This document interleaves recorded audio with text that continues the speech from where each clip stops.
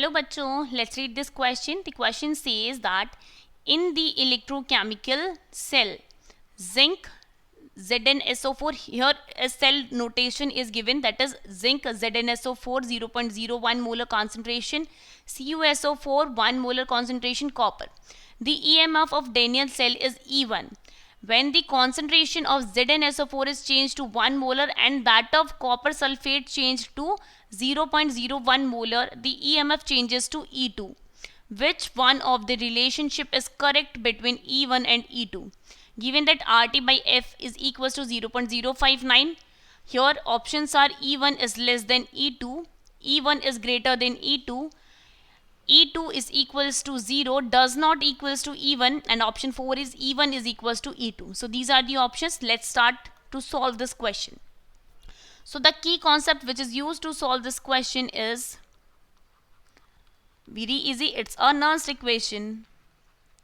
Nernst equation. So हम Nernst equation की help से इस क्वेश्चन को सॉल्व करेंगे. तो Nernst equation लिख लेते हैं. सबसे पहले क्या होती है? E cell is equals to E naught cell minus 0.0591 upon n log 10 concentration at product side divided by concentration of reactant side. ये हो गई हमारी Nernst equation. अब हम इसको सॉल्व करना स्टार्ट करते हैं. देखिए ये सेल नोटेशन में ये वाला जो साइड है वो हमारा एनोड का साइड है क्योंकि ऑक्सीडेशन हो रहा है. Oxidation at anode. तो एनोड की रिएक्शन हम लिख सकते हैं यहाँ पर zinc is converting into zinc +2 and 2 electrons are releasing and the concentration of zinc +2 is given 0.01 molar and reduction at cathode is taking place. So reduction की लिखेंगे हम यहाँ पे कॉपर +2 क्योंकि कॉपर सल्फेट के अंदर कॉपर +2 की फॉर्म में प्रेजेंट होगा. अगर यहाँ पर ये 2 इलेक्ट्रॉन गेन करता है तो ये कॉपर सॉलिड में कन्वर्ट हो जाएगा. ठीक है, तो यहाँ पर फाइनल रिएक्शन हो जाएगी हमारी Zn plus copper +2 and here it is Zn +2 plus copper.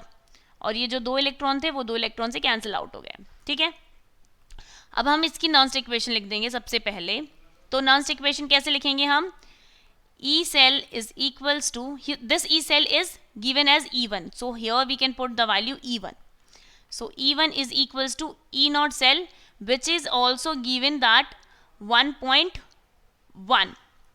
So we can write here 1.1 minus, let's assume here it is not given. यहाँ पर हमारे पास वैल्यू नहीं दिया हुआ है ई नॉट सेल का. या तो आप ई नॉट सेल कर लो या फिर अज्यूम करो 1.1 क्योंकि ये कैलकुलेट करने के बाद 1.1 आता है. तो 1.1 minus 0.0591 upon n. n is number of electrons. Here 2 electrons are used. log 10. देखो concentration of Zn +2 is given, it is 0.01. तो यहाँ पे लिखेंगे हम 0.01. और सॉलिड का कंसंट्रेशन है, यहाँ पे कॉपर सॉलिड प्रेजेंट है ना प्रोडक्ट साइड, तो कॉपर जो सॉलिड है उसका कंसंट्रेशन हम 1 लेते हैं क्योंकि सॉलिड कोई भी हो उसका कंसंट्रेशन 1 लेंगे और वो लिखने का ज़रूरत नहीं होता है. और कॉपर +2 है, उसका कंसंट्रेशन दिया हुआ है हमारे पास 1 मोलर 1.0. और यहाँ पर है हमारे पास जिंक सॉलिड, तो जिंक सॉलिड की कंसंट्रेशन पे हम 1 लेंगे. तो हमारे पास E1 आ जाएगा 1.1 minus 0.0591 upon 2 log 10 of 10⁻⁻². Okay, तो 10⁻⁻² को सॉल्व करने के बाद हमारे पास ये वैल्यू आ जाएगी 1.1 plus 2 multiply by 0.0591 here it is, we can write properly, divided by 2. तो ये वाला वैल्यू इससे कैंसल्ड आउट हो जाएगा और फाइनली E1 की वैल्यू आएगी हमारे पास 1.16 वोल्ट. E1 आ गया. अभी आगे क्वेश्चन कह रहा है कि हमने इसकी कॉन्सेंट्रेशन में चेंज किए हैं कुछ, तो उस कॉन्सेंट्रेशन में चेंज करने के बाद E2 की जो वैल्यू आएगी उसको E1 के साथ कंपैरिजन करना है. तो हम अगली वाली इक्वेशन भी लिख लेते हैं. तो E2 is equals to 1.1 minus 0.0591 upon n is 2 log 10. अभी ये कॉन्सेंट्रेशन चेंज हुई है तो कॉन्सेंट्रेशन कैसी हो गई है 1.0. ये कॉन्सेंट्रेशन हो गई है जिंक की और कॉपर +2 की कॉन्सेंट्रेशन कितनी आ गई है हमारे पास 0.01.